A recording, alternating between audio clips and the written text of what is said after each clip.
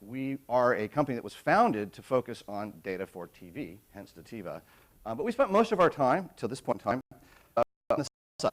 So we spent a lot of time with operators and networks and helping them figure out how to implement data.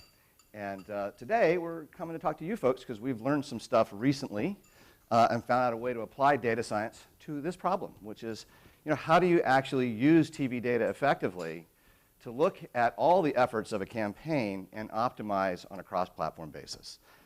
Now, I did not know, I wanted to go last because I wanted to hear everybody at this conference talk about this topic a little bit so I could kind of level set. I did not know that we were talking about the Holy Grail, so I apologize for that. That's bad from my point of view because it sort of seems I'm talking about unicorns. However, it turns out to be kind of easy, and we'll talk about that. But first about us. So both my partner and I, Tom Weiss, some of you know from Inscape stuff, we both come from TV data. I helped launch and build Cognitive Networks. Cognitive was the original technology company that made ACR on smart TV happen. All the other companies that ended up doing that actually sort of copied Cognitive's model, not the tech, but the approach, right? We sold that company to Vizio about 3-4 years ago. Vizio rebranded that Inscape. So those of you who have heard of Inscape, that's the company that we built. And I spent a ton of time focusing on making that data good. Right? All of Cognitive and Inscape's focus on being a data generator comes from that strategy, and we're still working on it, right? Tom Weiss, my partner now, started off on the set-top box side of things. Genius Digital was a broadband set-top box data collection and data generation company that he ultimately sold to Verimatrix, but he ran that for several years and used that data to help large operators, mostly internationally, use their data to run their business and help their networks, their network partners with things like TV attribution, TV tune-in. So we really know this data extremely well, right? We looked at the landscape as I was leaving Inscape, and Tom had just sold Genius Digital. We said, what are we going to do, right? There's all these companies out there at the time. It was VideoAmp and iSpot and Alfonso and various others. And we saw them all kind of pivoting into each other, which that has continued. And we thought, looks like an ad tech train wreck, right? So we decided instead, hey, pretty much the trend of this is eventually brands, networks, agencies, MVPDs, they're going to bring this stuff in-house, right? So we said, let's just go focus on that. So we're a professional services company, and our goal is to help each and every one of you figure out how to put this data to work, right? We're not a platform company. We do some stuff as a service basis, but that's mostly just to help people get started. We ultimately think you should be doing this for yourself. We're not huge. We're about 30 people total. We're growing very rapidly. We're 2 years old. We've been doubling in size each year. Our main technical core is about 20 data scientists based just outside of London. That's where Tom Weiss is based. Tom is our sort of genius rocket scientist coder, and those 20 people are basically his minions, and they're all being trained in how to take TV measurement principles and apply it to TV data. Right? So that's what we do kind of all day, every day. We have a data engineering team. These guys do data lakes, data pipelines, that kind of stuff. They do data cleaning, all the processing work. That's done out of India. That's a very scalable resource. We can grow that to 100 people in 2 months, right? And then I'm based in San Francisco. We have a BD team on the West Coast, and we have a small team on the East Coast as well. You can see from the numbers, we've got a lot of history in this business. We've been doing this for a long time. With on the data implementation side of things, some of that's for MVPDs, helping them put their own data to work. A lot of it is recently with Inscape clients, putting their data to work there. We are not a reseller of Inscape. We're partners. We help them with stuff. We get along great. We're all friends. But at the end of the day, we're completely data agnostic. All right. Just some top line numbers. We're still kind of early in this market, right? So brands selling to agencies, the buy side in general, that's new to us, but we're growing very, very fast. And we're growing fast based on some of the new data science I'm going to talk to you about today, because it's actually just a bit better than what's out there now. All right, before we get to the new techniques, it's important to understand that when you look at attribution, there's some technology involved, right? But basically the business of matching a target data set to an audience data set to see what you should buy or who you actually reached, it's not technology, it's just data science. It's just kind of an ordinary match activity. There's some identity work in there, right? Sometimes how you connect the two data sets, but it's not deep IP, right? And likewise, matching outcome data sets to people who saw ads or households that saw ads, it's not deep technology, it's technique, it's expertise, right? So most of attribution is actually more expertise driven than it is IP driven. I mean, even the Data Plus Math guys who had a wonderful exit, very happy for them, great comp, they were basically a ProServe company kind of packaged as a service company. But everything that was going on was labor. All right, so how do you do it? All right, so we start with Inscape data in most cases. Again, we are data agnostic. We do this stuff with set-top box data. Sometimes we combine the two. But we like Inscape data because it's super, super easy to use. It's very, very well productized, and most importantly, very, very well developed from a privacy standpoint. So using it on an ongoing basis is privacy safe. And you get lots of rights with Inscape data because they don't sell ads, well, not much anyway. And so as a result, they're not so concerned with how advertisers or agencies use the data. That is not true with most other data sets. So the matching rights, for example, that you can get from Inscape are very deep, rich, and robust. Very important. The other thing is we get IP address from Inscape, right? IP address with viewing data allows us to take TV viewing data and combine it with digital viewing data or consumption data seamlessly, right? That's very, very easy. And that's why everything we're going to talk about today is easy. So the IP address access from Inscape is very, very important. All right. We apply two methodologies, one listed here. There's two, really. One is national representativeness. You take a raw set of data from 12.4 million TVs, it's not representative. It's got skews in it, right? It's got demographic skews, geographic skews. You have 1.1 households or TVs per household. Let me go to this. Sorry, I'm going to skip forward to here because I'm going to talk about this. You have 1.1 smart TVs per household, but you have 2.5 TVs. You have to model for that, right? You have some TVs that aren't really used that much for TV, right? So should that TV be part of a representative panel or not? Interesting question, right? So we do a whole lot of work, and we've been working on this for years to make Inscape data representative. And in fact, soon we'll start publishing that as a service that will be available to any Inscape licensee independently and separately. Can I go back? Does the red arrow go back? Okay. So that's methodology A is making the data representative. Methodology B is looking at how all the different sources of exposure in a campaign contribute to outcomes. That's new, that's different, that's my unfortunate unicorn, but I think it's actually super, super important and powerful. We're very fast. I'm not sure why everyone else is slow because it doesn't seem to be that hard to be fast. And a lot of what we do, because we're a consulting company, is we spend more time probably than other companies helping our clients understand what the data says, understand how we got to those results, and what to do with it. So we're a little bit more consultative, I think, on the back end. We don't sell data. We package data together for different solutions. Generally speaking, we prefer that our customers get their own licenses. We do have an Inscape license. Again, mostly we use that for kind of prototyping and proof of concept type projects and so forth. We don't typically resell at all. We work very comfortably with set-top box data. If this slide's going to grow, it's mostly going to be on the outcome side of things. So we're currently talking to basically all of the location and data brokerage companies out there, all of whom we know. We've done lots of projects with them, but setting up our own direct MSA so we can get the data if we need it. Skip this one. All right, so kind of the fun stuff. So I think we all know this, right? I mean, the analysis actually has its roots in sports, right? So the guy who shoots a basket isn't the most important guy on the court. He's not responsible for that shot. That's the last touch attribution analysis, right? Lots of things happened to get the ball to the shooter on the right position, on the right place on the court, and make the shot. So contribution analysis looks at how the team performs when you change the players in and out, right? So if I have a shooter and 3 passers of a certain mix, how did that work? And then I have 3 passers of a different mix, how did that work, right? Who sets the best pick?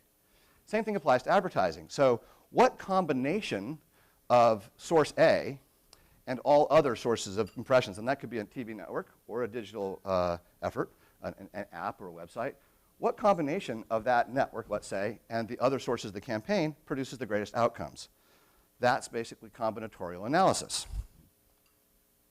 So it's not new data science. Like I said, it's been around in sports for a long time. The problem we have in TV is we have a lot of combinations. So it's hard to run this analysis on 5 players. It's really, really hard to run this analysis on 30 networks because there's so many combinations. The math isn't hard. The computer science is hard. And that's actually what we've worked out. We actually have been teamed up with a big crew of PhDs in Spain at a big university to figure out how to actually do this quickly and cost effectively. Those are the hard parts. The actual math isn't that hard, right? But we did. We're now actually pushing past network level and starting to look at show. I don't know if we'll push through Trade Desk out to site if we're ever able to. That might be a little bit too big for the math. But the possibility of hundreds of sources is real, right? Thousands, I'm not sure. I actually really just don't know. So big, robust data science, really robust computer science. All right, so we started doing this actually mostly with TV networks on the buy side, people who are running program promo campaigns. And what we found was the great majority of the efforts, the current systems out there are using indexing. So that's single source attribution. And indexing basically says, of the people who saw, how do you compare, what's the ratio, I should say, the people who saw the ad on the network and converted to the people who didn't see the ad on the network and converted. So what is the actual incremental lift resulting from the exposure on that network within that universe? That's indexing. This is the most common way that all this stuff is done today, right? The problem with indexing is it kind of loses sight of the fact that actually the contribution of some networks is much higher than their index. So when you do contribution analysis, what you see is True, for example, in this case, although not a super high index network, is actually contributing most to outcomes. So in all the combinations of all the networks, True is the one that we see most often in high conversion rates, right? It's deepish math, but it actually really works. And the net result is that rather than indexing, rather than reinvesting or increasing your investment based on index, where you would have actually overspent, for example, on Animal Planet, you can now reinvest your funds, your campaign, based on contribution, right? We've done this a whole bunch of times now. Nice thing about tuning campaigns is they run a lot of them, so we get a chance to check and verify and test, and so we see the lift. It's actually really working well. And we're finding a great deal of interest in this as we start to talk to more and more TV networks. This is cross-platform now. I meant to update some of the icons to reflect the digital aspect of these campaigns. We are doing it now on a cross-platform basis, and we're looking at both TV and digital outcomes. We have our own Pixel. The Pixel is widely certified, for example. We can use this to drive the DTC efforts of the networks, which is to push consumers to their new apps, for example. That all works. So some of you who've been struggling with the last touch attribution problems, particularly with your digital partners in a TV campaign, we actually can address that. We can actually show you what the contribution is of the networks and the digital efforts in combination to outcomes. That's sort of a big deal. All right. So maybe just to refresh a little bit, what do you do, right? How does this actually work? So the first thing you do is you gather all the ad views on the TV, right, of your networks, of your digital efforts, assemble all that information together, right? You want to have all that with IP address. We can do this for any effort that has IP address, right? You then match your outcome data, store visit, footfall, website visit, whatever it is, to the actual viewers, right, to the observations of each individual household, right? You then run the combination analysis, right? So of all the different variations of this household might have had 15 or 20 different touches in the campaign across TV and digital, right? And it had an outcome. And you're using a device graph in the home, for those of you familiar with that. So we're matching the TV to the phone and the PC in the household. So we know that the outcome occurred in that household, right? And that allows you to do the combination analysis. With the combination analysis gives you the contribution weights, and then you go back and you optimize your campaign based on the contribution outcomes. I'm going to stop there. Are there any questions about that? It's okay. It is complicated, but this is what we're doing, and it is significantly better than having digital attribution and TV attribution run separately. It does address that question of which of my efforts actually contributes most to outcomes. All right. So that's us. I mean, we're kind of TV data OGs in a sense, right? We really have been doing this a long time. We probably see deeper into data, and actually, one of the things we got to do that was sort of unique when we sold Cognitive to Inscape is the TV company owns the ACR company, and as a result, they're willing to share more data with us, right, with them now. But that allows us to do things like port analysis. So we actually know if we see an ad view detected on the TV, where did it come from? Did it come through HDMI 1, which we know is connected to a cable set-top box? Did it come from the processor, which means it's running off of an app, right? We actually know the source, which is unique. I don't think any of the other ACR systems have access to the source or the path data inside TVs. And we've had a lot of opportunity to figure out how to leverage that into different kinds of data science. The ProServe focus, really different. I don't think there are any other ProServe companies in the TV tech business like us that really are focused on helping you implement. Everybody else is venture-backed. We're not. We're bootstrapped. Venture-backed companies need to have a recurring revenue model with you, so they need to sign you up for a service that you're paying for every month because it's the only way that they can raise capital, right? They need to find out some way to achieve hyper growth, so they tend to be a little bit expensive. We're just really a helpful company that bills on an hourly basis. The national model, I think, is quite unique. I think it's quite robust. I don't think there's anything close to as strong as it in the granular TV data world. The attribution source analysis is new. But wait, there's more.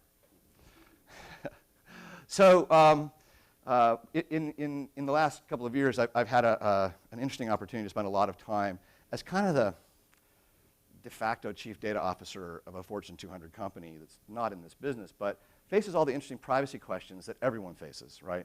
And it's also have, you know, we actually are a data provider to the ad tech market, so we have pixels running on our sites, and we have to think about all the privacy implications of continuing to generate that small amount of revenue in relation to the very, very large brand that we have.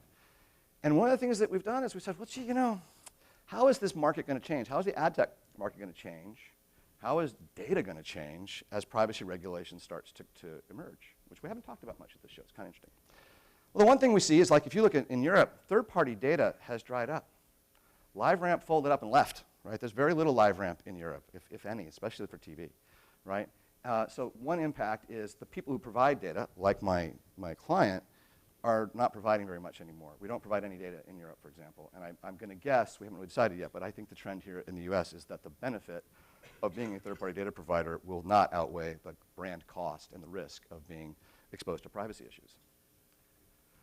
So related to that, many brands, historically, long before privacy issues arrived, were very uncomfortable sharing outcome data, consumer purchase behavior, right, with any third party. Some of the agencies here have mentioned that it's very hard to get data out of a brand, right? At some part, that's just strategic and careful, right? Sometimes, you know, other reasons. As we have more regulation coming in, that's just going to get harder.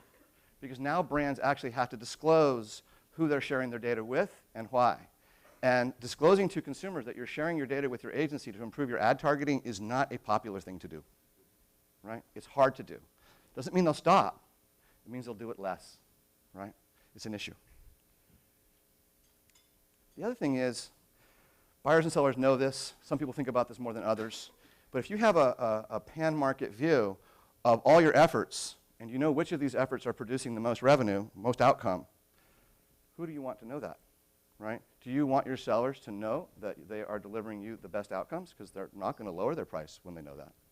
And, you know, look, we're actually very, very market agnostic, too. We don't have a platform we're trying to sell to anybody.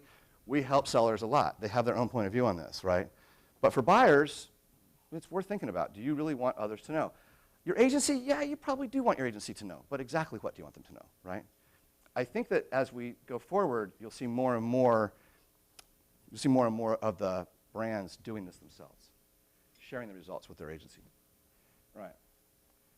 When you look at data sets, going back to these issues, so if I'm a seller, if I'm a Comcast or a Charter or a Dish, what's my data strategy? How do I want to make my data available? And do I want to enable brands and agencies to have that pan-market view, right, in which I may or may not show up so great? So every time you run one of these analyses for a seller, their first question is, how do I look, right?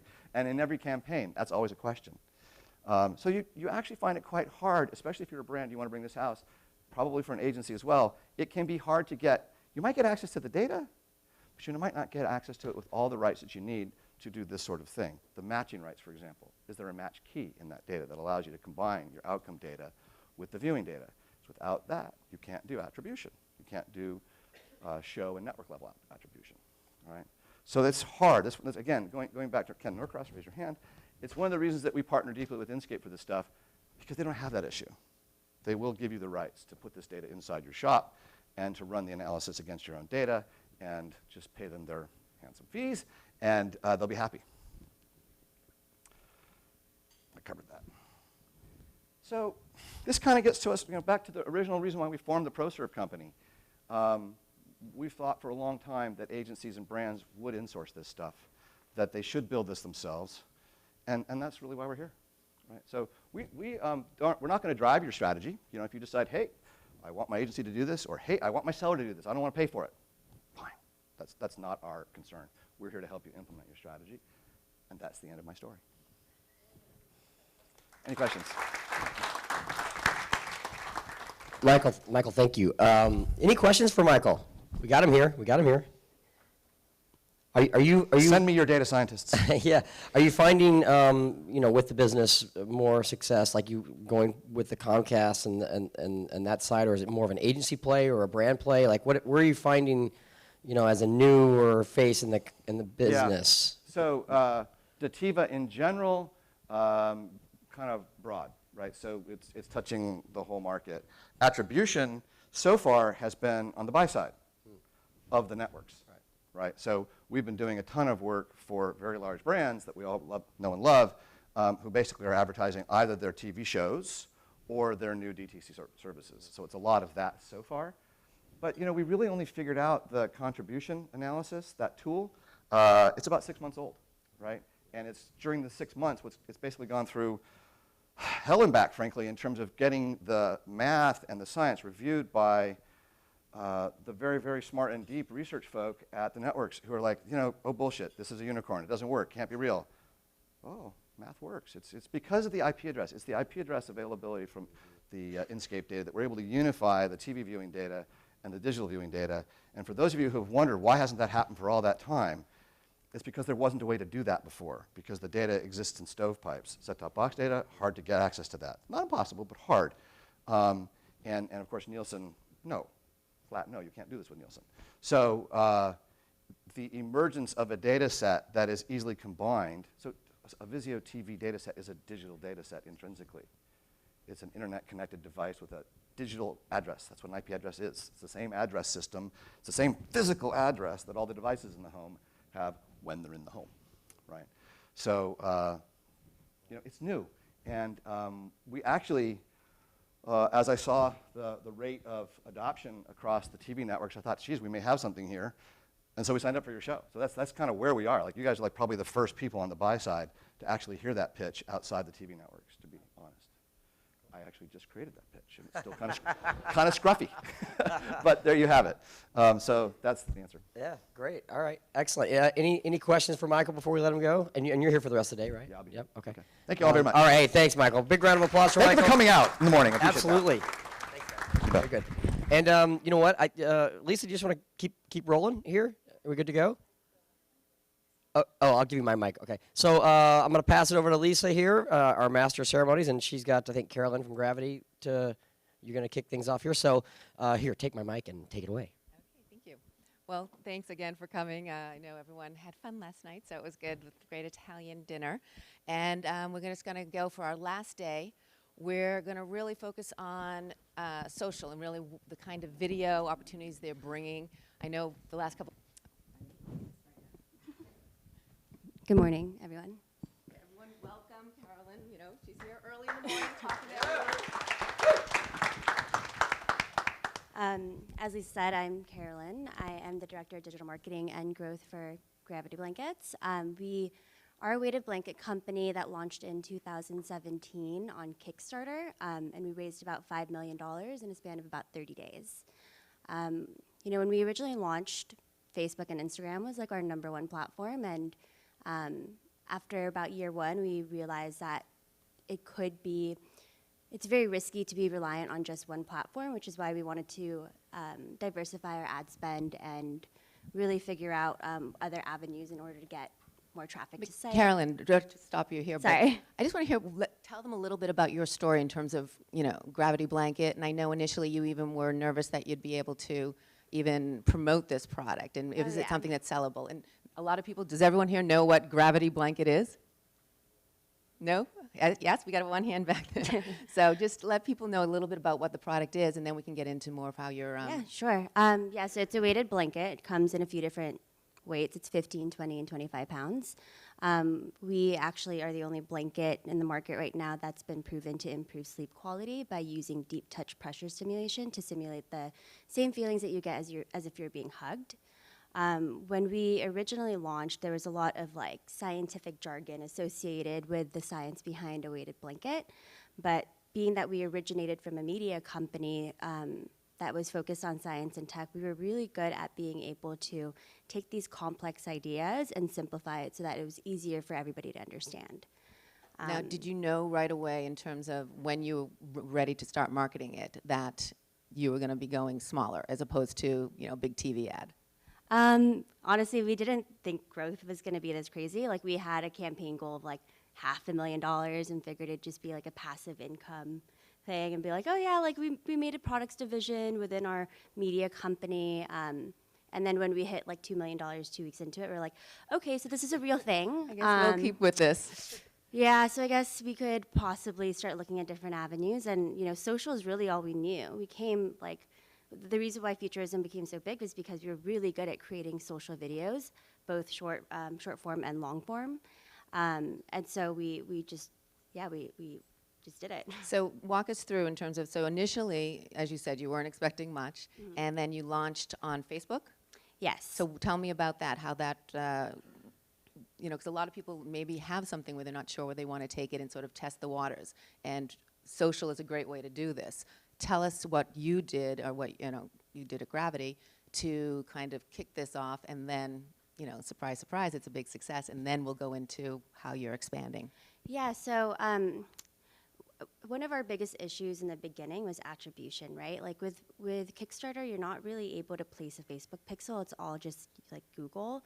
And so at first, when we tested different video concepts, it wasn't necessarily related to our blanket. It was related to sleep and anxiety, and those always performed well.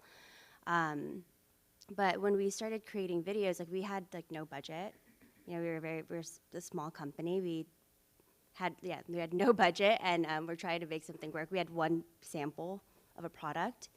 And so I guess when we first started going through the process of creating these like social videos, we used a lot of like stock footage, and like we shot on iPhone a lot for any of the filler content that we were able to use. Funny thing is the first video that we used to launch on social was shot on an iPhone with like an Amazon tripod. We invited a bunch of like friends, family, dads, neighbors to come to our office and just organically have them try this weighted blanket, and recorded their responses. And we cut that up and like threw it up. It actually, we relaunched this about a month ago, the same video, and it's still our best performing video right now on social. Wow, that's amazing. Yeah. So don't spend all that money on high production and Yeah, it was really interesting. But we paired that with like an educational video. Why don't we check out the video first before we move on to the next video? That one's for TV. That was our okay. first TV spot that we Never launched. mind.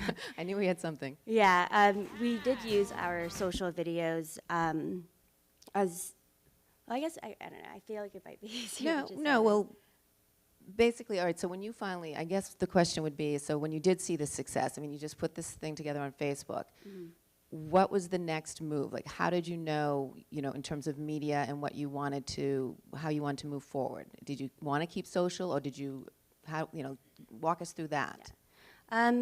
So, like I was saying earlier, being so reliant on a social platform is very, very risky. So we wanted to find ways to diversify our ad spend, which is why we got into the OTT TV space. It was always really daunting to try to go into TV, considering a lot of people we talked about were like, you need to have $100,000 as a minimum buy, and that's going to be for like 1 week. And as a small company, we can't justify just testing with $100,000 on a network. But one of the things that we did learn from a lot of people in the industry is like, you need to create a commercial spot, like specific for TV. It needs to be branded, it needs to be like conceptual, and it needs to be like this whole production. So this video here actually is the most expensive shot, most expensive like shoot that we did, and this is actually our office. We had a producer and a set designer come in, cleared our office. The office worked from home that week, and we set this up. So we tried to be very frugal in the way that we spent, but you it still turned out spent really money. well. Yeah, okay, we let's did. see but this. Let's everyone check it out. Sometimes you need to get away, like far, far away. Meet Gravity, the premium weighted blanket that launched a revolution in sleep, bringing your happy place a little closer to home. Gravity engages key pressure points on the body, improving sleep and reducing stress. 72% of people said Gravity Blanket helped improve their sleep. That definitely makes us happy. Find your happy place with Gravity. So this you did launch. How did you, Yes. what type of buys do you do? So we actually just bought this with Linear, and we ran it with a few different companies. We're using a company now that's kind of helped us. It's been a lot more affordable, and we've been really happy with them. But we produced a shot. We went ahead and tested it. We realized that it was really difficult to have like an omni-channel marketing strategy when you shoot for TV like this, because if you look at the aspect ratio, if you're trying to get like a 4:5, it doesn't necessarily tell the story well enough. And so that was like a really big learning experience for me, is like, how are we able to get content that we'll shoot for commercials and like be able to repurpose it while not compromising the story when we need to resize it for social. Especially because we've always seen a lot, it was easier for us to track performance on social. What we ended up doing is, because we didn't want just one video out there, we wanted something to like test it against. And we shot a lot of social content over the years, and they were all like they're good quality. So we were able to just repurpose a lot of our social videos that we knew had worked on social and try to run it on TV and tested it against it. So we made another 30-second spot that was a little bit more like straight to the point, that didn't really have like this whole happy place and like campaigny, brandy like pieces to it. A It little was more just, about the details. yeah, it was more about like, hey, we're just gonna like tell you what this is, and it's pretty straightforward. So if we want to take a look at that. Meet Gravity, the weighted blanket that launched a revolution in sleep. Gravity Blanket is the only brand of weighted blanket proven to improve sleep and reduce stress. Gravity works by engaging key pressure points on the body to mimic the feeling of being hugged. In a recent Sleep Score lab study, 72% of people reported a better night's sleep with Gravity. Join the tens of thousands talking about Gravity Blanket, now available in cooling for spring and summer. Okay, so before I ask you, I know everyone's tired, but I'm going to get you involved. Which video or which commercial do you think did better? For the first one, raise your hands. Got a few. Okay, how about the second one? The majority. Well, So the second one did perform a lot better and was probably a third of the cost of the first one. So that was another big lesson learned. And then, after figuring that out, we wanted to test different like,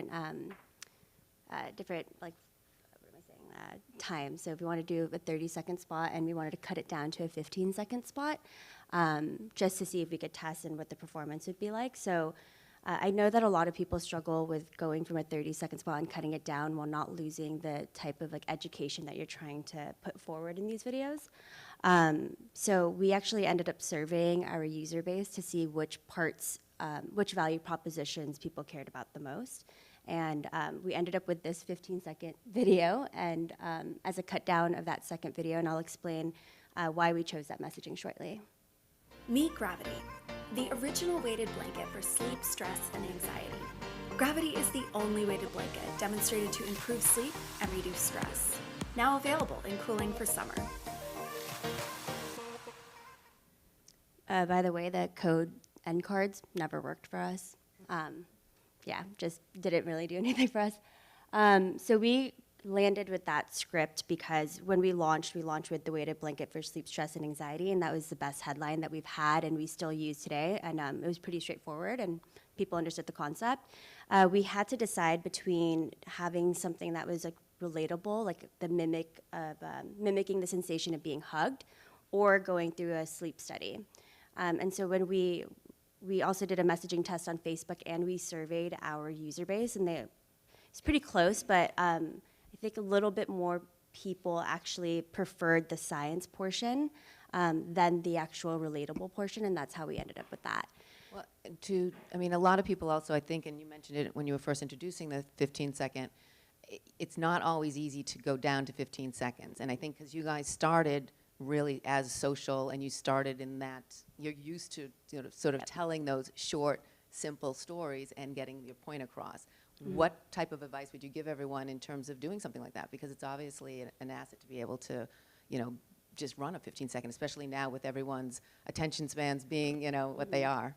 Oh yeah, I mean, year over year, I go to all these like I go to Pinterest, I go to Google and Facebook, and they all talk about how like at one point it was like, oh, we only have 3 seconds of their attention. Then it went to like 1 second. Then it's like 1/10 of a second, 1/36 of a second. And so creating shorter content has always been a really big key point in advertising for us because we've always been so involved in social.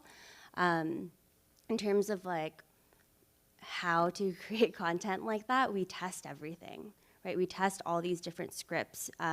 We A/B test everything on Facebook before we even think about putting it on TV or OTT.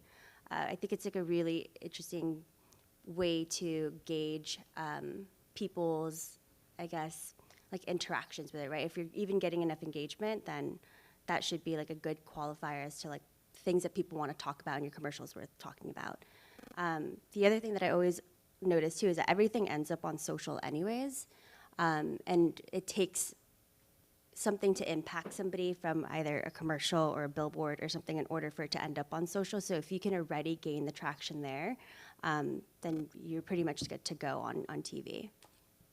Now, was there a particular model that you used, or in terms of, what worked for you television-wise? I know you mentioned something about you wanted to do more event TV as opposed to regular programming. So yeah, when we originally got into the TV space, everybody was like frequency. You need high frequency. Like that's what you need to buy. So, carved out budget. Again, we're not like venture backed or anything. We're just a small little company. And we don't have these like $1 million budgets to just throw into TV. So we went the frequency play, wasn't really working for us. And so we decided to be a little bit more strategic on how we placed. And so now everything that we run is very event-based. So we'll run on like big sports team, like sport matches, or we run on like the debates or award shows versus just running on regular networks just because we don't have like the funds to just go and continue running there. Like the media plan that we have going into holidays, like, we're splitting it up. We're going back into testing OTT. Like we had a interesting experience the first time we tested it, but now we're going back into it. And, some of the hesitations that I originally had was like, if I'm looking at these minimum buys for companies like, I don't know, like Hulu, as a company of our size, we just don't have the funds to like meet with like a I don't know, like $50,000 1 week flight. And so we're trying to find like other ways around and getting into these spaces, especially, and also, sorry, with Hulu, the concern that I also had was like the ad-supported accounts. I don't know if they would actually fit our demo, considering we're a $250 blanket. And so really just trying to find like the most efficient way to spend our budget. And yeah, we saw that, right? Like when we started doing event-based spots, we saw our cost per visit decrease by more than like 60%. Well, how did you even measure your success in terms of what metrics did you use? And because a lot of times that's what we've been talking about, is it's very difficult to kind of get a good gauge for that because it can really vary from one site to the next. Yeah, so the company that we're using, it's a company called Tatari, and they have like a really intuitive dashboard that we like using. But it's like you always try to find ways to kind of validate whether like what your vendor partner is actually like saying is true. And so we've added a few different things. We like survey our consumers, which I think a lot of people do, but we've also added a referral option as part of our checkout process, so that as they're going through, they have to identify why or how they got to our site, whether it was radio or TV or influencer, celebrity or whatever, which has actually been proven to be kind of interesting because we don't realize that even though they may have purchased on Facebook, what got them to buy was seeing it on TV. And so going from a platform like performance, like attribution sort of thing, we went to like a multi-touch attribution model. Because as we started running TV, we saw our retargeting audiences increase and our CPAs drop. And then when we wouldn't run TV and like stop running on these like primetime spots, we noticed that our audience did drop down. So really paying attention to like the different sizes and like the decrease in our CPAs was really the best way for us to gauge performance. And then tying it back to our reports based on like what people had actually inputted for referrals. And are you finding, and you talked about obviously creating for social and then creating for TV, which one's working better for you? Oh, social. From both like a budget standpoint and my sanity standpoint, social. You know, like we did a shoot last week, and it's very interesting when you work with like videographers, and you tell them like, hey, I want to use this for 16:9 and 2:3 and 9:16 and 4:5. And so when you build your set, you have to shoot way further back in order to get as much use out of your content as possible. And not to interrupt, but that is a concern. I know that I've speaking with people that they don't have a budget to, you know, keep shooting a different video for every single platform. So this is how you were able to do it and keep it obviously in a tighter budget.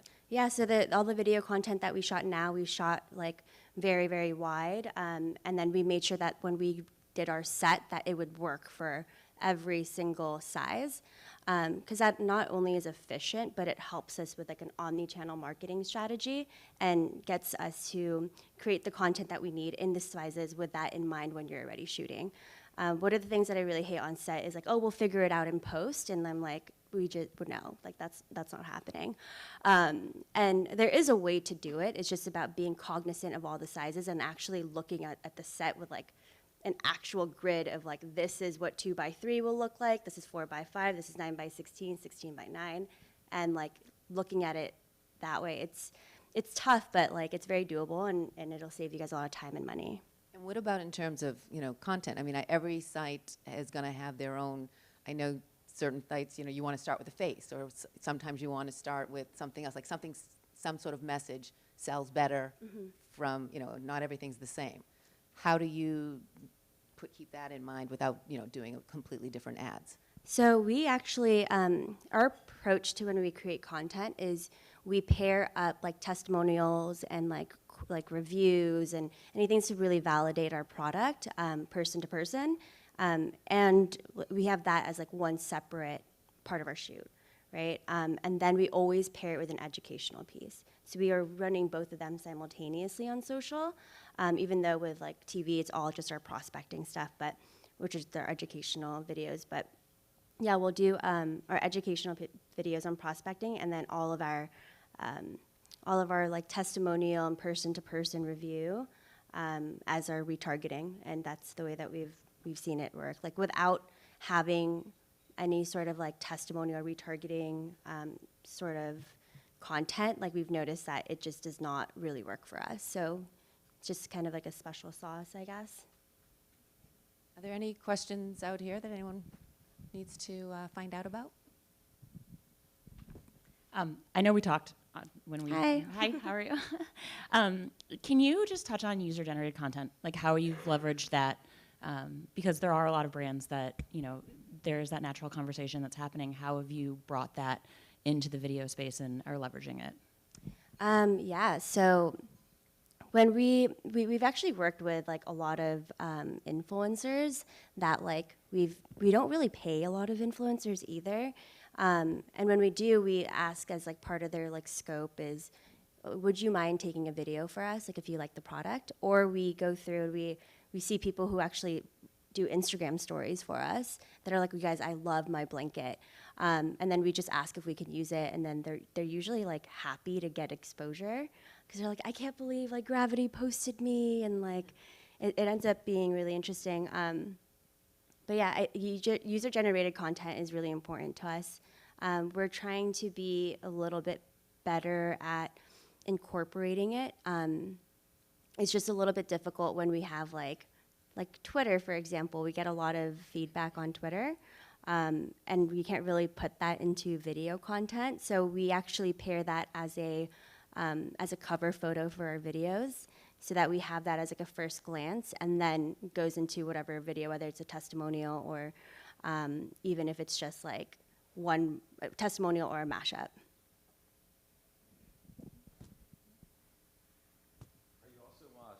Amazon and doing any advertising on Amazon directly? And can you talk about that a little bit? Yeah, so we are advertising on Amazon. We run both display and sponsored products. Selling a $250 blanket on Amazon is tough, but it's a lot riskier not to be on there than to be on there at this point. We've seen that a lot of the Amazon consumers are a little bit more budget conscious. So, one of the leading brands on Amazon right now, they sell their weighted blanket at like $98. You can like kind of pull their data using like apps like Jungle Scout, and you'll see what they're doing. And it's really about like their price, like that audience being a little bit more price conscious. But like we understand the market. Like we know how much it costs to make like a good quality weighted blanket. Like we don't have a $250 blanket just to have it. It's because we're really careful about the type of fabrics and materials that we use. And a blanket at like $98, I would say has very interesting materials that are being used for it. But yeah, we do launch on Amazon. We also are in Amazon UK and EU, and that's really our only like global presence right now. But we're still working on like a global expansion. What about with Amazon tools in terms of, now you can create your own page with Amazon, and you can have your brand more focused on as opposed to just the product. Are you doing anything like that? Yeah, so we have our storefront. We are actually working on revamping it, but because of the way that Amazon storefront works, it's really difficult to really fully customize it because it's all module based. And like, for example, there's sometimes we'll have way too many images and it won't fit with the template that we were trying to create. So it does get a little bit challenging. Like I wish they would allow us to just customize it fully so that we could tell our story the way that we want to. We have it, but honestly, we haven't really seen a lot of people utilize it. And we also don't really run paid on social for Amazon specifically because it's a lot better for us to do sales on our owned and operated. And also, I know you sort of, when you talk about with OTT, I'm sort of jumping away from Amazon, but I wanted to get back to it. You had said you really didn't have a lot of success. Tell me about what your experience was, and you said you're going to kind of try getting into it again. What are you going to do? Yeah, it's kind of hard to gauge, right? Like our issue when we first ran OTT is we were using this other company. We we're still pretty new into the space, so we're still learning. But the number one thing for us is figuring out conversion data. And 3 weeks into it, we still didn't get like access to our dashboard or really get any conversion data. So it's really hard to like gauge, and that is what made us a little bit more hesitant to test in OTT again. But we know that it's it's important for us to be on there. And honestly, I like to be proven wrong. So like if Hulu were to be like, yeah, we'll drop your minimum buy to like something that's a lot more cost effective for us, like I'd be more than happy to throw money in there. But like Roku, I think is a little bit more affordable from what I've seen. And yeah, I think going into holiday, if you guys end up seeing any of our ads, let me know what you think. I'm very happy to get your feedback. Any more questions? Just real quick, how long, I'm sorry, I'm Gayatri with LiveRamp. How long do you give something to work in a test and learn cycle? Like how long, you said you test everything. Yes. What does that sprint look like? It really depends on what we're testing and how many like different variables it is. If it's like we're testing 5 different pieces of creative, then we have to meet a certain budget for that. And also like if we're looking at time, it's typically about 1 to 2 weeks. Now, if I need to shorten the timeline because we know that we're testing something and we're launching like a promo next week and we're trying to figure out what's best to test, then we increase the budget. So we're trying to really find the balance between time and money spent. Hi there, Emily Cavalier, 4C Insights. I'm curious to hear from you whether your target audiences are different by channel, if there are any nuances there in how you're using TV targeting-wise versus what you're doing in social, or if you're really looking to support and find the same audience on every channel.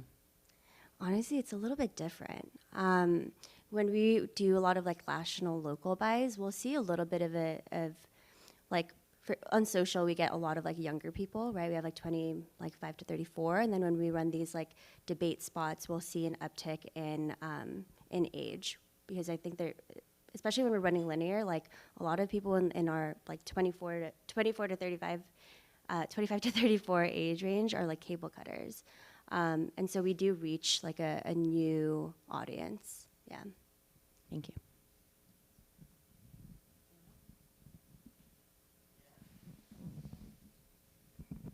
Thanks, Adam with AdWallet. I had a quick question. Obviously, you guys are just starting out, and so everything is sort of budget limited. What can we test? What can we try? But we don't have the luxury of a $50 million budget to go out there. I guess I was curious, if you had a $50 million budget, if it was suddenly, no, we have plenty of money. We have all options available. Of the ones that you've tested, it sounds like you've dipped your toe into the ones that you could.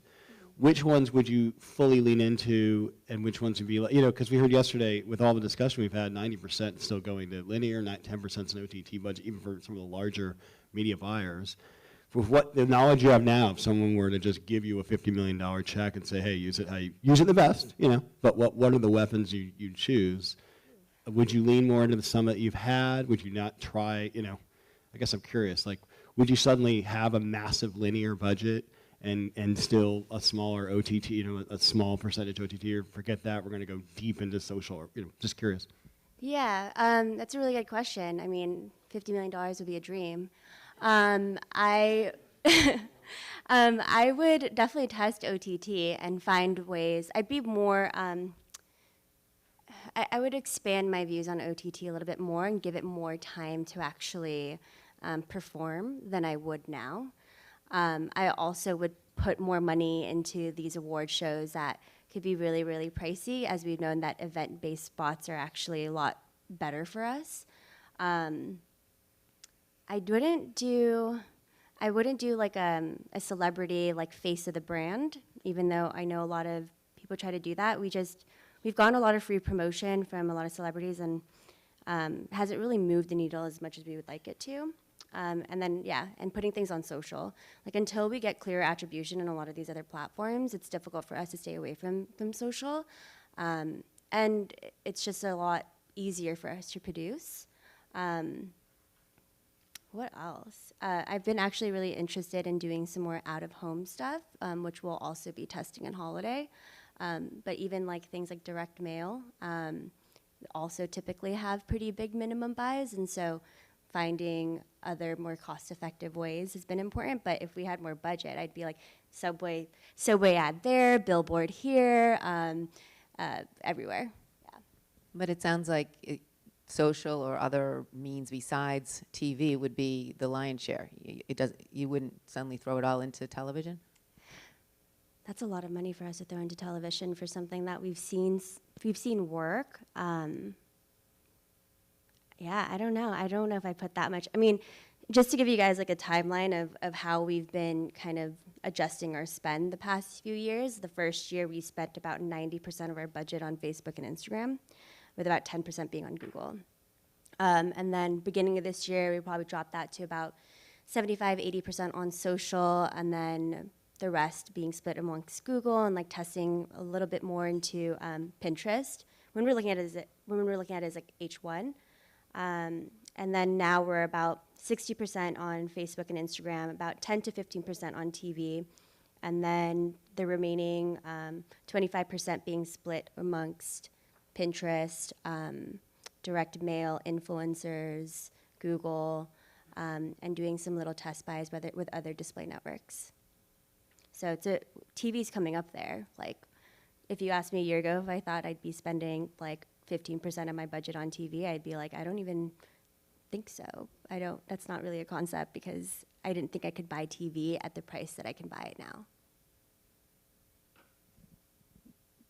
Anyone else?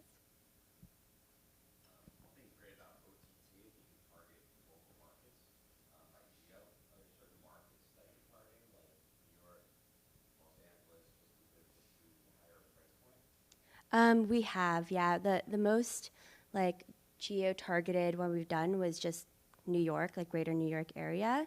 Any other like location stuff that we do want to try, if we know that we have like a big like New York presence, then we'll really tie that into the different sports teams that are playing and place within those spots.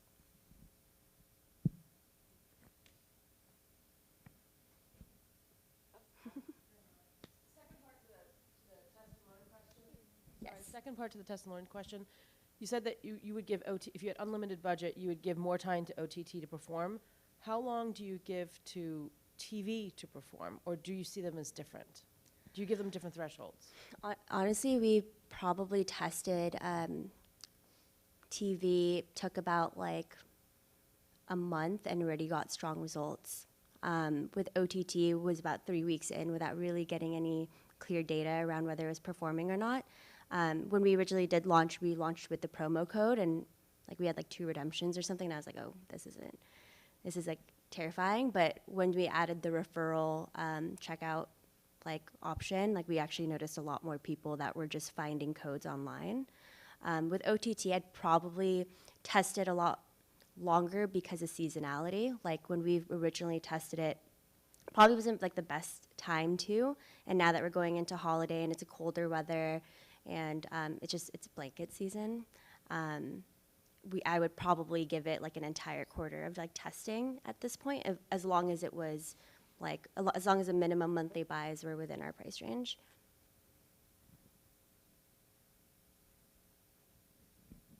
Okay, well, I think that was great. Now we're seeing some more positive aspects of social and Yes. just really what we can do. But I guess just before, one last question would be, if anyone else wants to sort of go, as we've talked about, you started in social, so that's really where your, forte is. That's what you know. Mm-hmm. What's the media buy? What should someone really, in terms of, is it about testing each product? Is it all individual, in terms of whether you go Instagram or whether you go Facebook, or, you talked about Amazon and like all these different platforms. How do you figure that out? Like someone else just starting fresh with it, not that anyone's just starting fresh at this point, but what's the best avenue to take? I always recommend to just go on Facebook and have like automatic placements and kind of run it that way, and then figuring out what you're like, how you want to create this seed audience. Like a lot of when we validate, we test like whenever we have like new products, we go through a validation process, and that's kind of the same thing, right? We're trying to figure out if this new product is going to be able to be marketed to everybody. And so we use like a small email list of like our top converters and our ones that probably have the highest lifetime value, and put them into an audience segment and then test ads to them. And then once we get our data back, we're able to see like if it's Facebook that they're converting on the most, if it's Instagram or Audience Network or Newsfeed. Something that was actually really surprising is that our right-hand column ads, when we create an ad set specifically targeting that placement, which ended up being, I think it was like 5 cents per click or something. It was really, really cheap. We were actually even able to get conversions there at a lower price. It just takes a while to get there, but it's something that's worth having.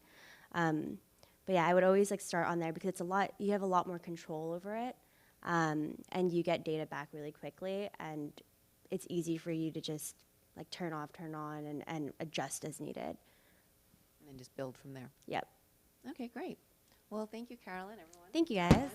To content agency Mustache, and they've been really shaping, again, keeping with social, they've been shaping a lot of video promotion to fit all different sites. And so we're going to talk with, or I'm going to talk with account strategy lead Marissa Purr, and she's going to show us, Marissa, come on up, and she's going to show us what they've been finding success with. So everyone welcome Marissa.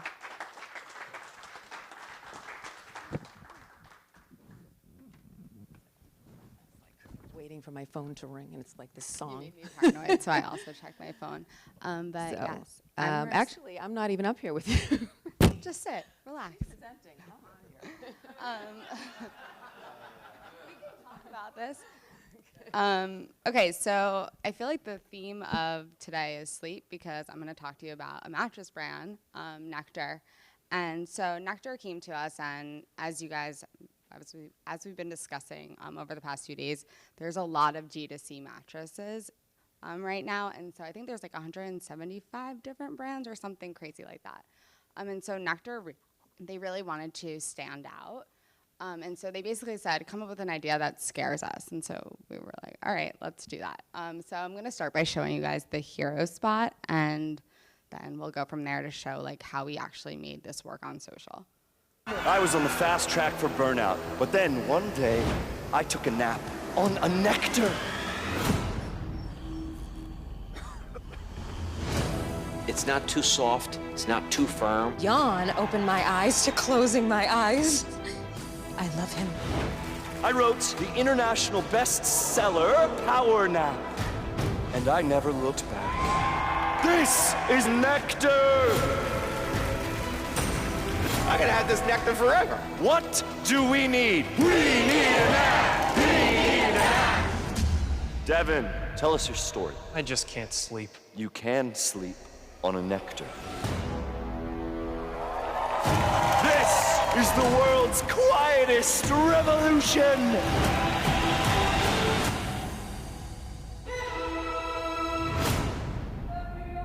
Ah, I love you too! Go to sleep. So I don't know if you guys got like Tony Robbins vibes there, but that's what we were going for. And so to just take a few steps back, over the past, let's say, year and a half, I've noticed we started working with a lot of D2C brands, from Instacart to Grammarly, and disruptor brands. And we noticed, like, I started to get the sense, like, no one really knows, like, the secret sauce, or do they want to just work with YouTube, or, you know, we'll be brought into conversations with YouTube and they'll tell us best practices. And as a creative agency and production partner, we will apply those best practices and come up with an idea built for YouTube or built for Facebook and Instagram. But we started to realize is like our clients were hesitant to commit to a big creative idea if they like, what if they end up wanting to do DRTV? Or what if they end up wanting to do this in a 15-second spot? So we kind of realized like we need to build a model that, like, how can we create content and a big idea, but that can work at a performance level, that can also work in direct response. Like, we had a lot of jobs, there were a lot of jobs that needed to be done and a lot of variables as people were testing and learning. So how could we bring our expertise in this space and our understanding of social and working with all of the platforms to help them come up with a creative solve? And so we really like to think about like brandformance as a big buzz term right now. And we think that you can have a big idea and that it can coexist with brandformance. And so I'm gonna take you through like, and when you think about the full funnel, I think it's thinking about like not every asset has to do everything. And I think we've even run into this a few times where we tried to have one spot that was trying to do both things, but you can only like hit someone over the head with so many value props. You can only like, you want someone to see the spot and like, oh, like, wait, what am I watching? Because like that's gonna help at an awareness level, like that surprise factor, that almost like the confusion factor. So we like to think like, what's this big idea? And for this, it was like, all right, we're a mattress brand, but what if this brand had a motivational sleeper? And we went from there. And when we thought about like what we would capture and how we would make this like a big idea, we actually ended up thinking, okay, well, Tony Robbins, it's a movement, right? He has a cult following. So he has like his fans, we're gonna have bedheads. And so we captured a lot of content and built out this whole world. And so as we all know, like in DR, testimonials work. So we created like these like fake testimonials with all of these different bedheads. This is the 30-second spot. I'm Jan Janssen. And the reason that I'm showing it to you When I guys, got my 365-night trial from Nectar, I slept for a whole year. I love you, Jan. With Nectar's Forever warranty, I went from loser to snoozer. I just can't sleep. You can sleep on a nectar.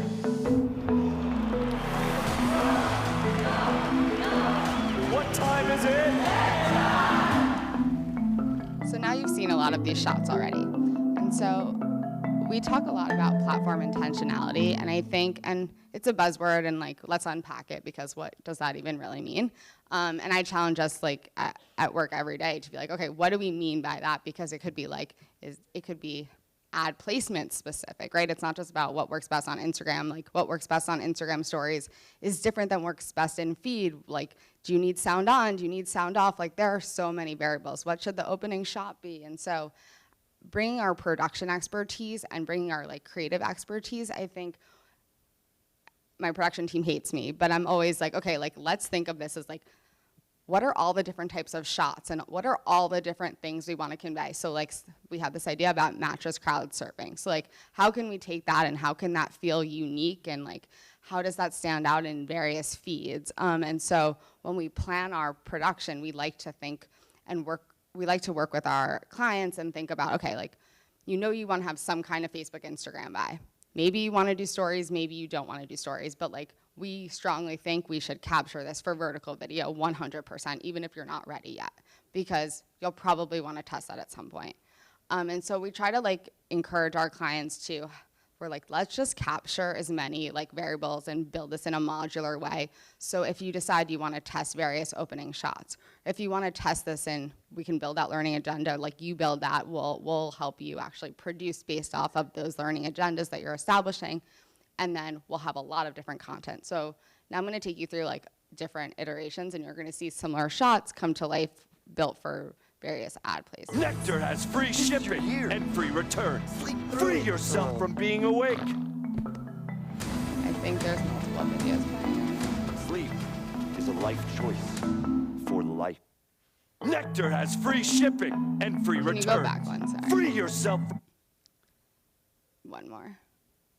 So you don't have to, so these, I just pulled some of the storyboards, and so like I made our team, I was like, we need to make sure all of these storyboards also work in vertical. Like, I know you're telling me we can crop this and post, and I'm like, I don't believe it. I don't believe it, I don't trust you.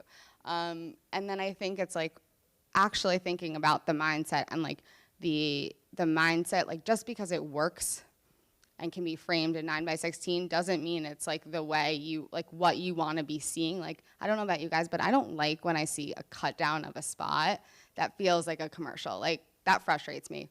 Or what's even worse is when you see a 1x1 on an Instagram story and then it has like a lot of the text at the bottom, and I'm like, you just repurposed this asset. Like, let's be creative in that space. And don't get me wrong, like I know that that's a reality of a lot of clients right now, and I see some of our brands doing it with the assets we're creating, and that frustrates me very much.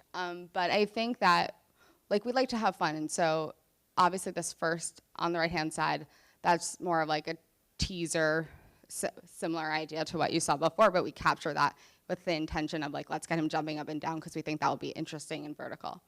But then we're like, all right, well, let's think about like, how do we make this a native asset where we ask someone what kind of sleeper there are. Obviously, that's much more of an awareness play. But I think that deeper level of engagement may be like, so this yawn character can start to be someone they recognize when they see a more like hard-hitting asset about the 365-night trial the next time they're retargeted. Nectar has free. Nectar has free shipping and free return. Ignore that Free sound. yourself from being awake. Here's an asset, and this style of this asset, so yeah, this is intended for sound off, basically. We were inspired by like the Now This News format, thinking about like, okay, so how, we thought about, okay, we have this YouTube hero spot. What does that awareness play to introduce this Tony Robbins like movement look like in a sound off environment? So we're gonna tell this story and like build the hype as if it's like a real piece of news. Obviously that is definitely top of funnel. Free shipping and free return. For the right Free mattress. yourself We get from them. being Sorry. awake. Searching. So Start sleeping this asset we on the created, back this was the side. 15-second pre-roll.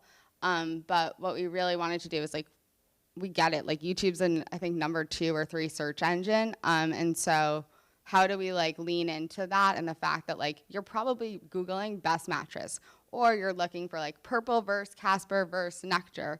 That's the mindset you're in on the consumer journey. And so we created a series of different ads that like speak to the things that you're probably researching based on like, and it was through partnerships with YouTube that we decided like, okay, that's what we want to do. That's how we want to target. And then as I mentioned earlier, like I think working with the platforms, and what excites me every day is like, as all of these platforms are constantly innovating like their functionality, how can we create with this in mind? So how does this crowd surfing look like in Instagram carousel? And then as I mentioned before, like every asset is not gonna do everything.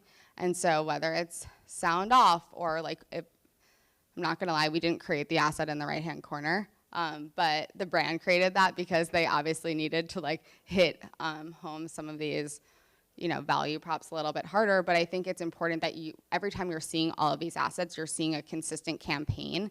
And I think that that's kind of how you're building this full funnel cross-platform approach.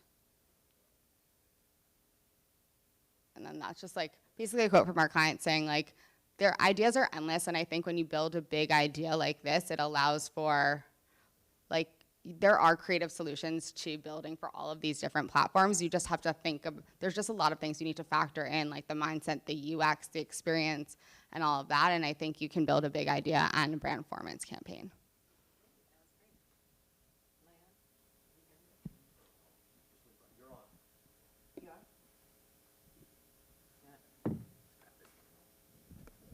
Now I'm on? Okay. Any questions for Marissa?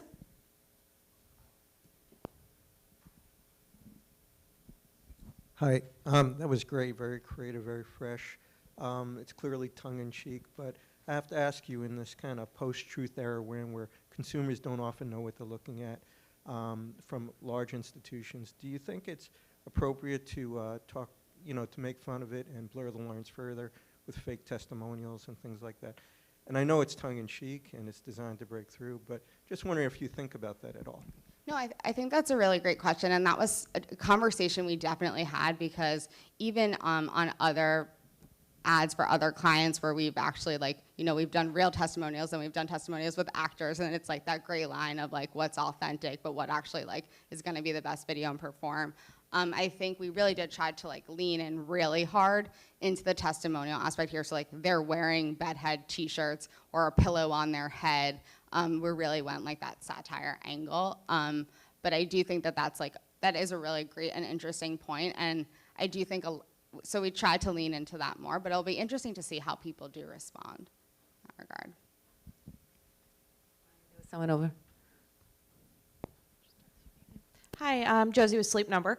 And this is really interesting because we're not really in that D2C space in the same way, not bed in a box. But I'm curious, because there are so many DTC mattress companies, how do you see yourself differentiating yourselves from them? Like, as far as, features, it was, warranty and shipping, which they all have. So is it more about the creative that's a differentiator?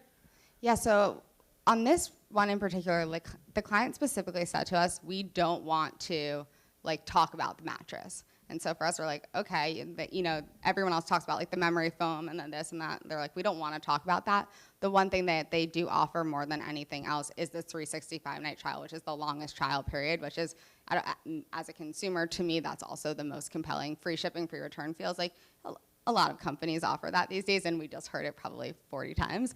But I think that they were trying to kind of just make a splash so that when you do see even just their product shots later on, you now know, because their ad spend is is minuscule compared to Casper. So like, how are they going to stand out? And like, they need to like make you remember them.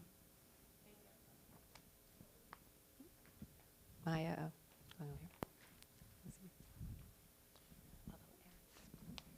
Hi, Craig Calder, Douglas Elliman.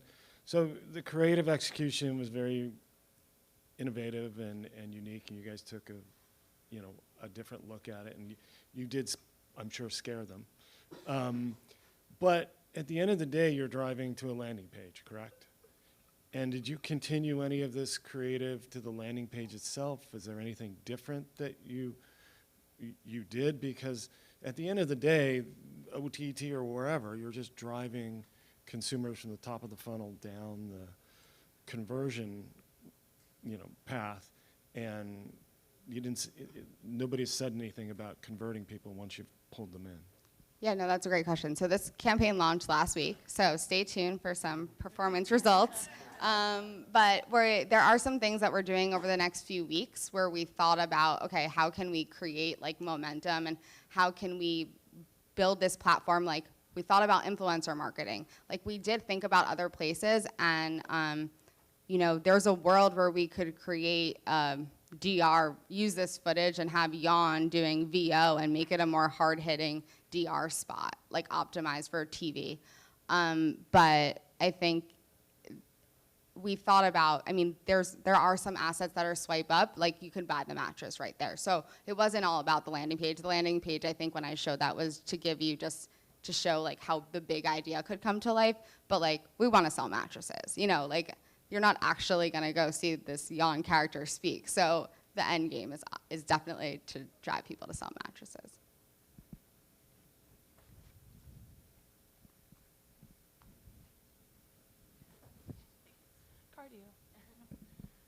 Hi, Christina with Freshly. So I think this is a great campaign, and obviously there's going to be more that you're doing when it comes to performance marketing.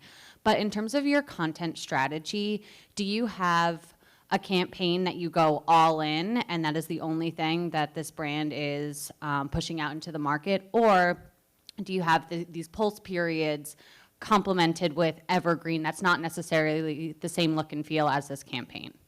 Yeah, so we're actually working, so the parent company of Nectar is Resident. We're working with them across a few of their different brands to do like a bunch of like low lift creative.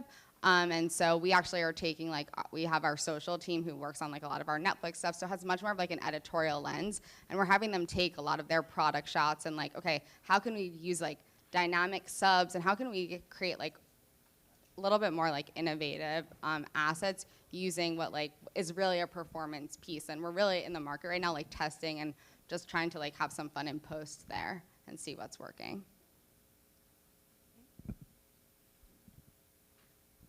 Anyone else?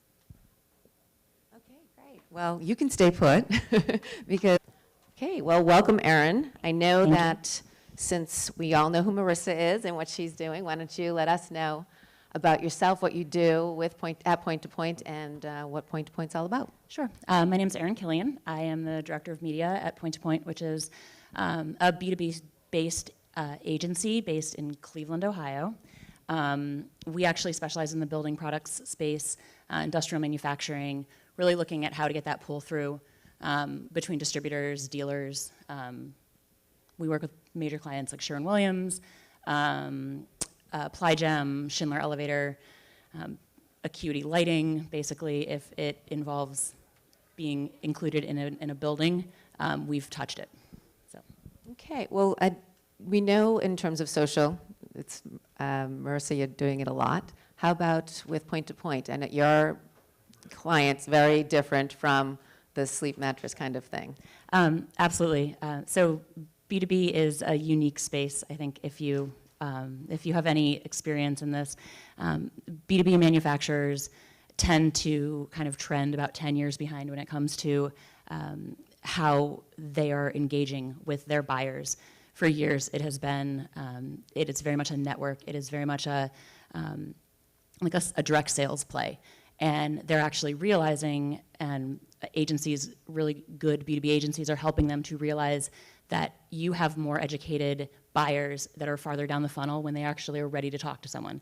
So how do we make sure that they're getting in, that they're seen as a resource to these potential buyers and really just helping to move them down the funnel. So what we actually have found is that we are shifting our clients slowly, but we're getting there, to a more social presence, to a more digital facing presence.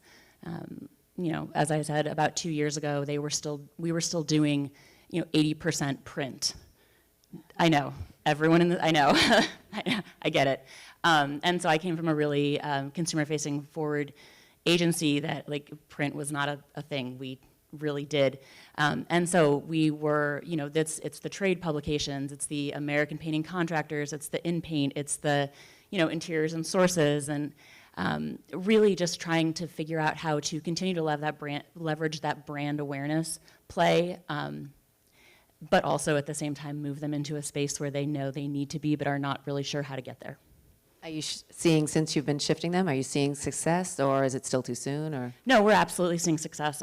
We shifted one of our major clients, Sherwin-Williams, into a more digital space this year, and we're running across a programmatic platform that really multi-touch, very, very cool concepts. And yeah, we're seeing a ton of success. We actually, in the B2B space, we have a little bit of an issue in terms of we don't have an end user, right? So like, example, Sherwin-Williams does a lot to try to reach architects and designers, but they're not the ones going into the Sherwin-Williams store to buy paint. So I can't do a foot traffic study. I can't tie into their POS because that's not what it's about. So when we look at ways to really to measure the success of campaigns, we're looking at site traffic lifts. We're looking at engagement with CEU or like continued education, things like that. And we are seeing a huge lift in social specifically with video in that space, because they're very digital people. I mean, architects, designers, builders. Yeah, and for Marissa, because we've all been talking about storytelling in terms of, and you obviously with what the ad you just showed was a story, but it wasn't really your company's story. So is that important to you, or how important is that aspect of it, or do you find that just keeping them on this campaign to follow this imaginary, leader, that's the story that you want people to follow? So I think this is I think this campaign is one iteration of a larger platform that we helped establish around this idea of unhustle. And so the brand's actually going to stand for this idea of, because even if you go on LinkedIn or think of Gary Vee, it's all about hustle culture, the walls of a WeWork. And so we have this, I think this translates into organic culture too, where it's this unhustle movement. And so it'll be interesting to see whether Yawn lives on, or if this comes to life in other ways through whether it's what they do with influencers or just kind of building out this brand platform. But we think that there's something interesting about the conversations that are happening online around hustle culture, and so how can the brand kind of capitalize on that and build a conversation around we all need to celebrate sleeping a little bit more and not grinding. And what about you, Erin, in terms of, B2B clients, obviously, as you're talking about, they're not necessarily an end user. How important is storytelling, and at least especially on the social aspect? Absolutely. Storytelling is huge. We need to show our consumer, which is not a consumer, those buyers, specifically the value of the product, right? Especially why there's value in specifying in a product to a project. So absolutely, we need to tell a story, and paint is paint is paint. It's not. I'm sorry, Sherwin. I'm so sorry. But at the end of the day, it's no, and that's fine. And it's on the record. But the conversations that are being had is around service. It's around innovation. It's around, it's not about that gallon of paint. It's about the service that you get from the Sherwin-Williams stores. It's about the product itself and how it is innovative and how they're continuing to make improvements. And so the story is super important on social, and you have more time to actually tell that story, right? Whereas, in other platforms, you don't necessarily get to tell your story in that dynamic of a way. It sounds like your story, though, is more brand focused, and it seems a lot, as opposed to, with Gravity, it was more the scientific, what they're doing, as opposed to that happy feeling kind of thing. Sure. Do you feel that's the case? Absolutely. I think it depends on the segment. If we're talking to painting contractors, absolutely. But if you're talking to, a builder, it does have to be a brand story. It has to be why a partnership with Sherwin-Williams or why a partnership with Apply Gem is truly beneficial versus, a more end user talking about, what maybe it's a little bit easier for the paint goes on easier, or, this adhesive is really strong, not to get too far in the weeds. But yeah, I think that it just depends on the actual segment, how you spin that story. What about you, Marissa, as far as, even your other clients, not just in terms of what we saw today, are you finding the story you're telling are you keeping more with the brands, or as a lot of people over the past couple of days we've been talking about, and Gravity is a good example as well, that it's not necessarily about the brand, but it's more about what it can do for you in that story, and sort of getting that across?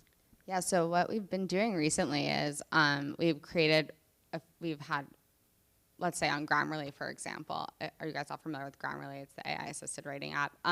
So we created a few different stories that were about different personas. One's for a student, one's for a man writing a best man speech.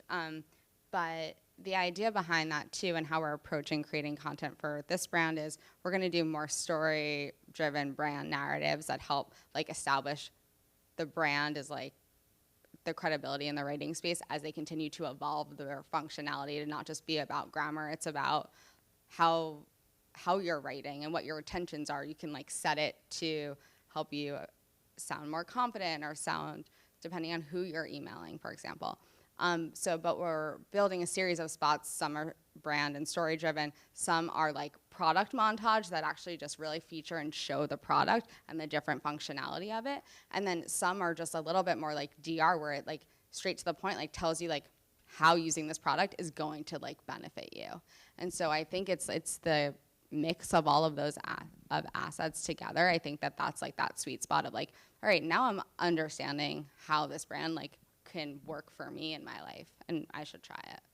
Yeah, I think a lot of people, I mean, I saw one of your spots for Grammarly, and it was the one where it showed people actually working, and as they typed in something, oh, it corrected it, good, and they can move forward, or oh, I got an A, you know, and that kind of thing. And I think that that's very compelling because it's really showing me what I want. And I think as consumers today, that's what they're looking for. How can, you know, you help me more so than I don't really care about your brand as much. Exactly. I think it's like that, oh, they get me, they get those like, and I think even on like Facebook too, we think about like these like micro moments of like, okay, so we work with Instacart and we think about like what motivates you for a deliver, like why do you want your get your groceries delivered? But like, you know, I'm a millennial, for example, and like I seamless a lot. So like is it more adult if I were to order my groceries rather than order in food? And like how can we create content that like plays into like those moments and those mindsets, so like each asset really does feel like it's speaking to me.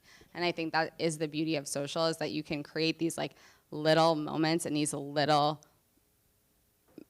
assets, you know, and you can tell that story in 6 seconds and you can target it to this one group of people. And I think what we try to do is when we create a spot is how can we create 20 of those and see which works?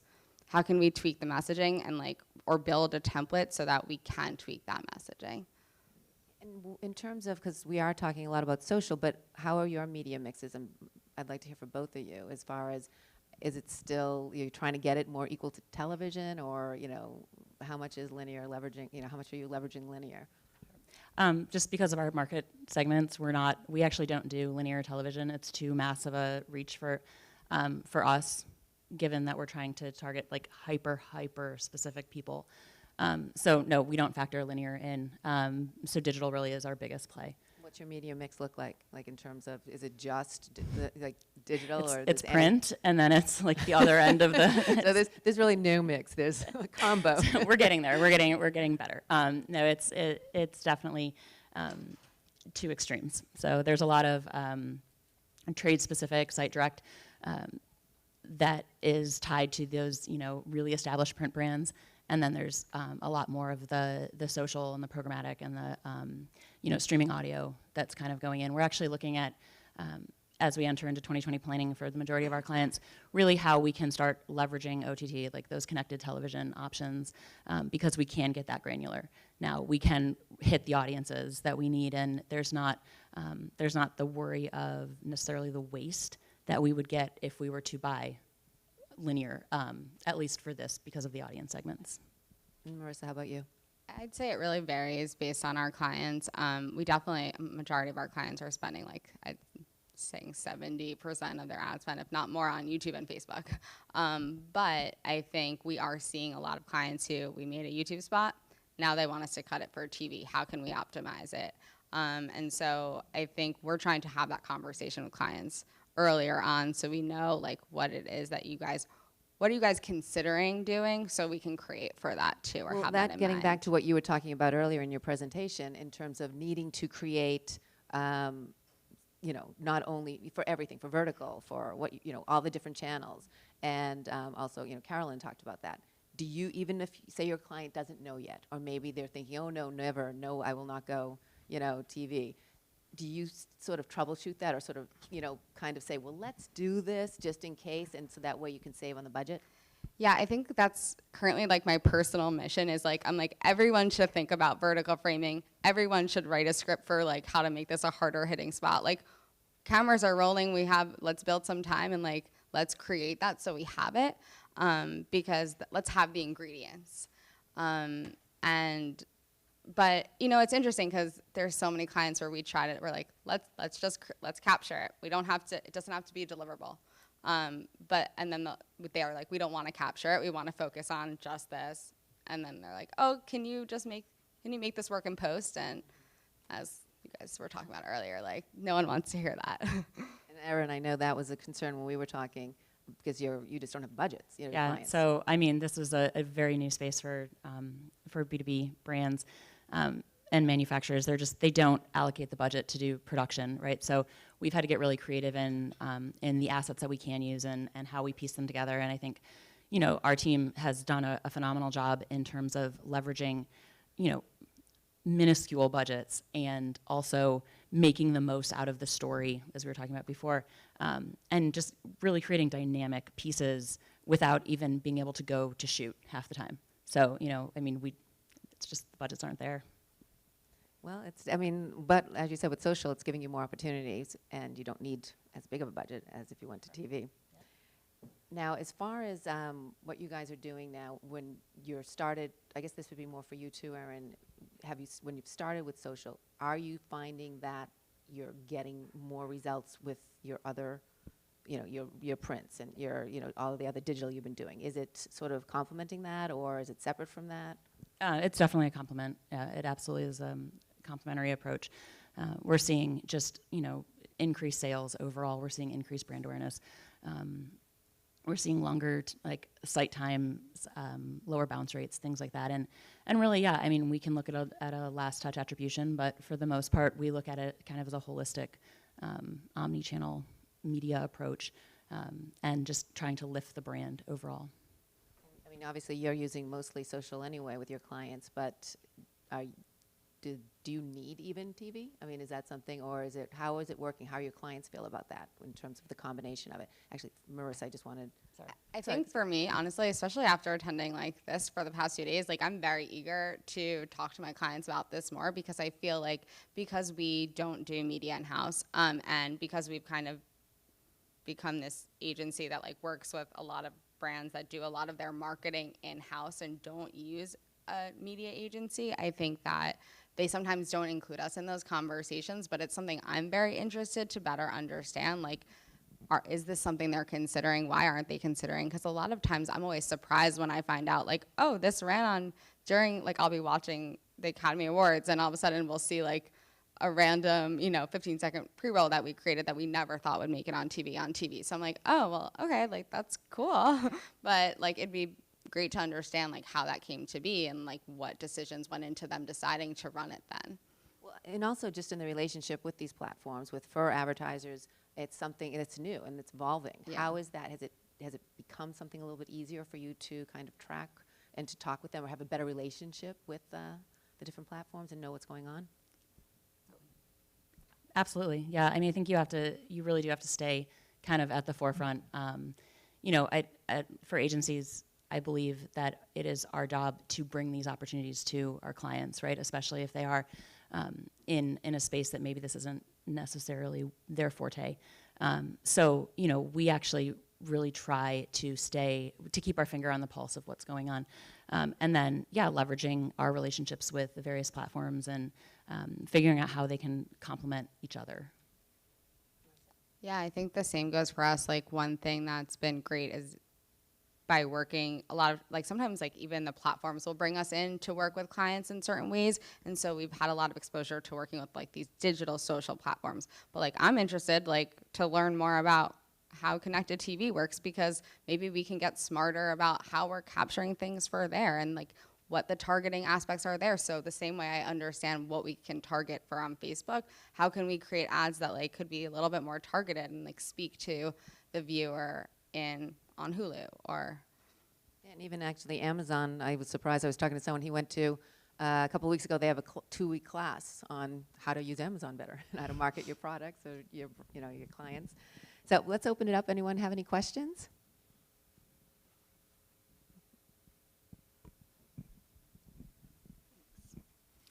Hi. One of my questions is, so social for us is our largest channel. And one of the things that keeps me up at night a little bit is the amount of content. So Marissa, like you said, it's a blessing and a curse, because you can create 20 versions and test everything, but how much is too much, and is it quantity over quality? So for us, I kind of inherited the mindset of having to create at least 20 different versions every single week, which I find crazy. But I would love to hear your perspective on how much is too much, and can just a select few good assets really work? I don't have an answer. would love one. That's perfect timing because, you know, we just wrapped delivering this campaign and I think there were maybe 30 something different assets and like that's just delivery. We also then captured like for the testimonials each of the bedheads reading different value props. You know, like we were just like, okay, we're just going to capture everything possible. But then we were like, wait, why do we need all of this content? Like what are we actually trying to test? And so we had to like get better integrated into like building this like matrix. And I think that that's like something we can only like evolve and get better at that process. So like in the future, we can continue to plan better and understand. But like I think understanding too, like what our clients are looking for and in their roles, like, you know, if this client's on the brand team, but we also understand that their performance team like needs these assets, like really just understanding what those content needs are or maybe so we can map out a plan that makes sense. And then maybe it's like, we're gonna do this in waves, right? So maybe we deliver these assets with the intent that we're gonna test for X, Y, and Z. And then we can, whether it's we're gonna drop, where it's modular, we're gonna drop in a different value prop there, or we're gonna start with a different opening shot. Like we need a system, we need a plan, right? Because otherwise we're just kind of throwing content and seeing what sticks. And it's really overwhelming because there's no perfect science to why one video is working and one isn't, so. We have a similar issue, I think, you know, with just the nature of ephemeral content today, right? Like, and not having production budgets, not having the ability to truly, to always create new content. Like, how do you make sure that your content stays fresh and that it is quality without sacrificing or, you know, like it's this like balancing act that becomes really challenging. And I think we all live in the content constantly, so it feels very like we get tired of it, we're overwhelmed with it, let's come up with something new, like new. I think clients are sometimes the same way, and so it's really just kind of managing that expectation of like, make sure it's quality content and then use it in all of the different places you need to use it, instead of like, just let's get stuff out there constantly and like, you know, reinvent the wheel every time. I actually was, when you were just talking, and Marissa, I noticed with what you in your presentation, because we know with any social, video always performs the best. I mean, that's just a given. But also the sound off, which having those, how important is it to always be able to be sound off in social? You know, so to incorporate that into it, even if it never gets played that way, is it something that you always make a priority? I think it's a challenge that like I put on the creative team to whenever we're ideating any concept to factor in, because I mean, sometimes you can put subs right on the asset, but I don't know about you guys, but I'm not reading subs on a video, like especially an ad. And so how can, you know, on social, if you're scrolling in your feed, like you might be in a meeting or like you're in a place where your headphones aren't in. So I think it is important when you're thinking about in feed and that mindset to create for that. But that asset, like, you know, we do put music there. Like we do build it too so it can work if you do have the sound on. But I think it's interesting and important to like, there is that like, those two worlds, one where you have your sound on your phone and one where you don't. Well, even if it's just maybe, you know, it doesn't have to be all telling the story in print or how did you word it? I kept thinking graphic, but it's not graphic. But anyway, it's not all about telling that story, because some do tell more of the story. But sometimes it's just that pop, you know, and it's just saying like the 20% or the, you know, more comfort or, you know, whatever it may be. So that's getting the point across without maybe taking too much away from the creative look of it. I mean, we actually create sound off, like that's our primary thing, right? Because it goes back to like the VO and it goes back to production and things like that. So we've just found a lot of success with having, you know, kind of that like music in the background, but really the majority of the spot it's about what's on that screen, right? And then driving people to the landing page to learn more, because it is more about an education-based thing. And I think what you said earlier about like making it dynamic, I think like that's everything. It's like, okay, no matter how long or short or whatever the video is, like what you need to convey with text or in general needs to be dynamic, because if you're in your feed, like you're gonna scroll past it. You're not gonna remember it. I just know with social, especially like when I'm talking to people, the text is always just so important in some aspect, but you don't want to hurt your ad, you know, in terms of how it looks visually, but at the same point, a lot of people, when they're watching social, they are in the office and they keep it down, or, you know, on the train, and they don't necessarily have their headset. I mean, I always challenge our team. I'm like, we have like a test account. I'm like, I need to see the asset in, like, on the platform in the unit, because I want to be able to scroll past it and like understand that experience to see if it's going to pop. Like, is it going to get my attention?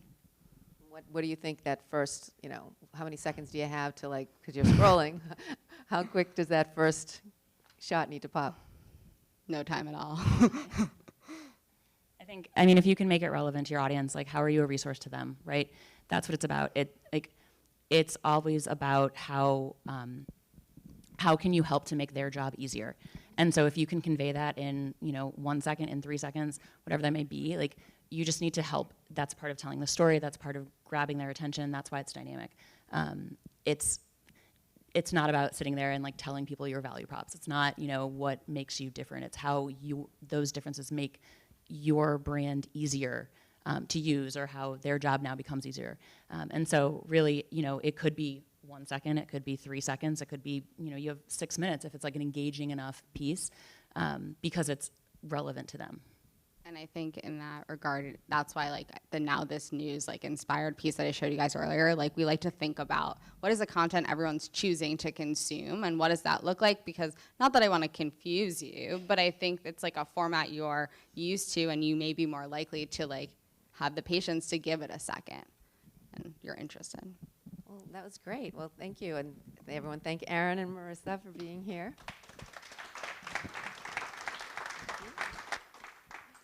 And now we are going to our